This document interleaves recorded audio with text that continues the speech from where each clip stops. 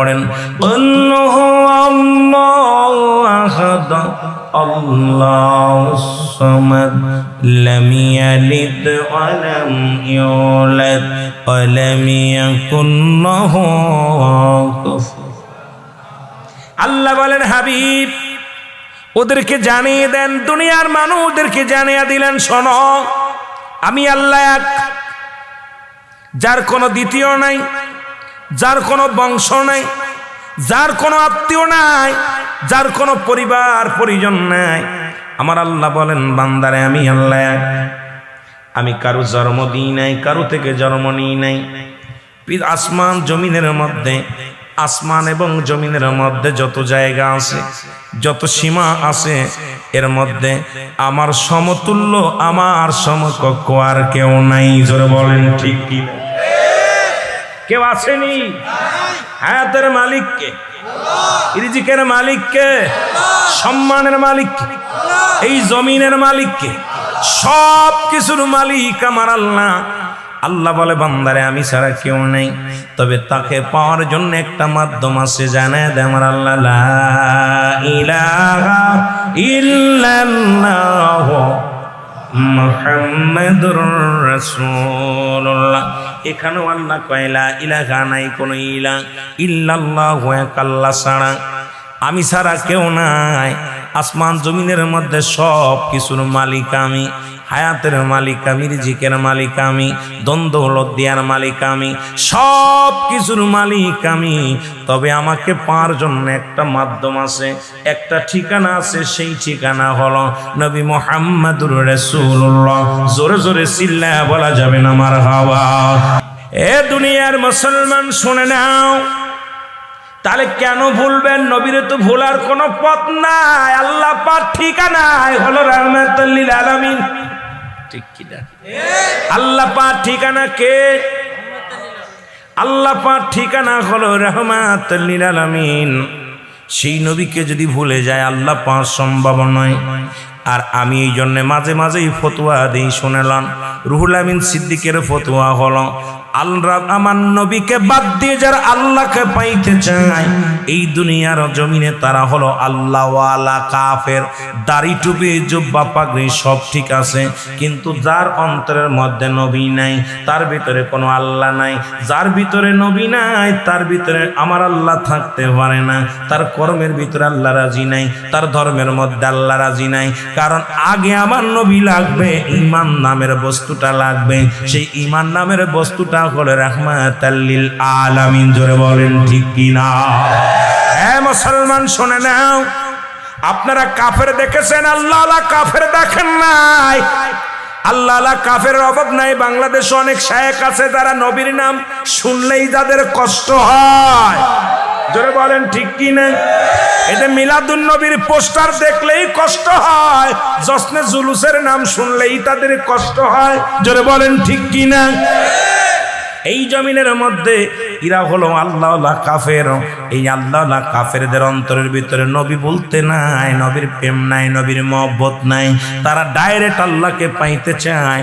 আমি আপনাদেরকে বলে যাই, এই সমস্ত বুকাদের সঙ্গে কোনো সম্পর্ক আমাদের নাই।